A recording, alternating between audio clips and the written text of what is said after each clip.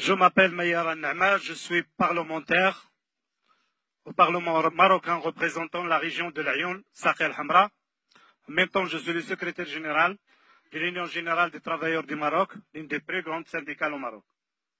Honorable délégué, le 18 juin dernier, le chef de Polisario a présidé une cérémonie de sortie d'une nouvelle promotion de soldats après des entraînements intenses et selon un programme éducatif militaire. Ce sont les termes utilisés par les médias de ce mouvement séparatiste afin de mettre leur fierté en exergue.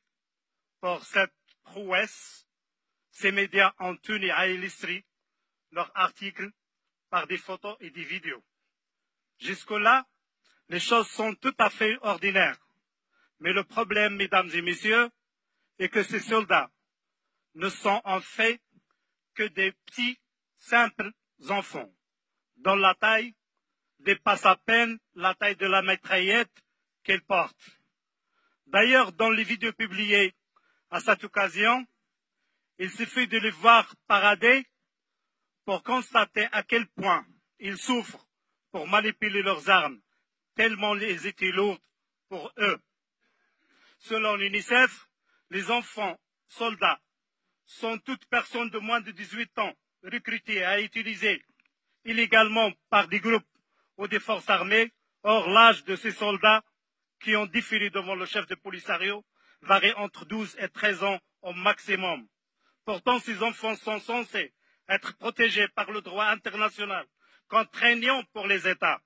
Parmi ces lois, on trouve en particulier la Convention des droits de l'enfant, notamment l'article 38 sur la situation des enfants en cas de conflit armé, le protocole facultatif qui se rapporte sur l'implication des enfants dans les conflits armés, les principes de Paris lancés à l'initiative de l'UNICEF et les engagements en relation avec ces principes.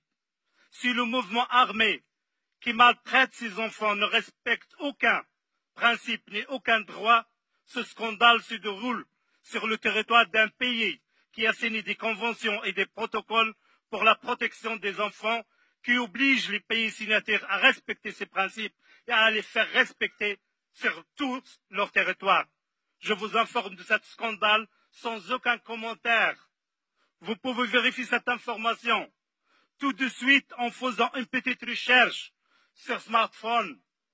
Il s'agit là d'un spectacle franchement affligeant, car c'est dans une école que l'avenir de ces enfants doit se décider, et non dans une caserne, à moins que les dirigeants de Polisario préparent ces enfants à autre chose. Voilà, vous êtes informés qu'on ne vient pas nous dire qu'on ne sait pas. Je fais entièrement confiance à votre honorable assemblée pour prendre les mesures qui s'imposent afin de protéger ces enfants, car ils ont besoin d'une voix assez forte pour mettre fin à leur calvaire. Aucune raison au monde, aussi sacrée soit-elle, ne peut justifier une telle aberration.